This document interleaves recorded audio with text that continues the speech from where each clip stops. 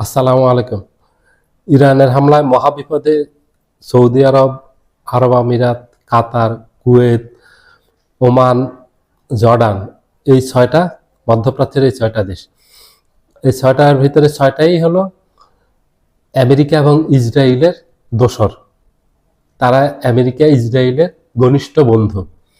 এবং ইসরায়েল যে যৌথভাবে ইরানে হামলা চালিয়েছে, এই হামলার জন্য সৌদি আরব, আরব আমিরাত সরাসরি দেয়।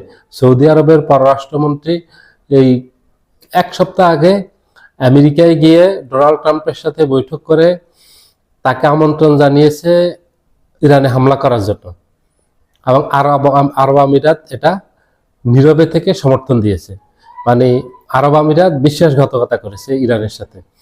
আরব আমিরাত একটা মুসলিম কান্ট্রি, ইরানও একটা মুসলিম কান্ট্রি, সৌদি আরব, কাতার, কুয়েত, জর্ডান সহ এগুলি সব মুসলিম কান্ট্রি। একটা মুসলিম কান্ট্রি বিপদে পড়লে আর একটা কান্ট্রি যেখানে পাশে দাঁড়াবে সেখানে না দাঁড়িয়ে সেখানে শত্রুদেরকে ডেকে আনছে।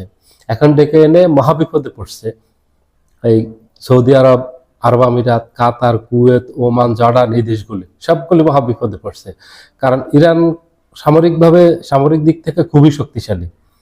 ইরানের বৈচিত্র্যময় অস্ত্র ভান্ডার আছে, যেটা দিয়ে ইরান বছরের পর বছর যুদ্ধ করে যেতে পারবে।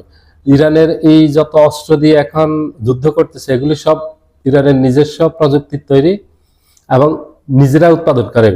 এগুলি বাহিরের থেকে আমদানি করে না, যে ইউরোপ অথবা রাশিয়া, চীন থেকে আমদানি করে সেরকম না। এগুলি নিজেদের তৈরি এবং এগুলি খুবই কার্যকরী।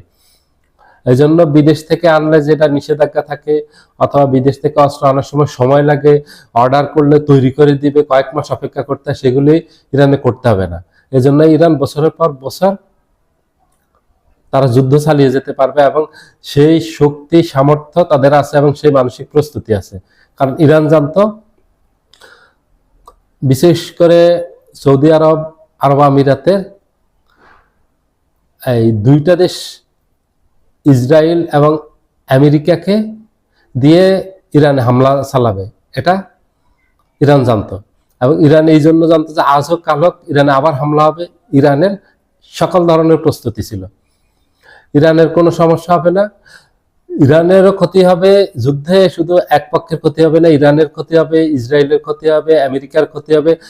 তার সাথে তাদের যে দোসর আছে, যে আমাদের এই যে মুসলিম কান্ট্রিগুলো, মধ্যপ্রাচ্যের এই কান্ট্রিগুলো, এই ইরানের এই শত্রুগুলো, সৌদি আরব, কাতার, কুয়েত, আরব আমিরাত, ওমান, জর্ডান, এগুলি ও ধ্বংস হবে।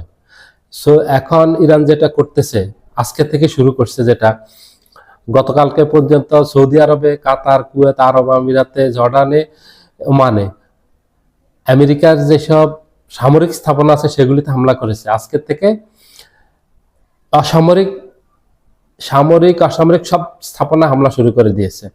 আজকে থেকে কুয়েতের এয়ারপোর্টে একাধিকবার হামলা চালিয়েছে, কাতারের এয়ারপোর্টে একাধিকবার হামলা চালিয়েছে, সৌদি আরবের এয়ারপোর্টে একাধিকবার হামলা চালিয়েছে, ওমানের বিভিন্ন স্থাপনায় একাধিকবার হামলা চালিয়েছে, জর্ডানে হামলা চালিয়েছে।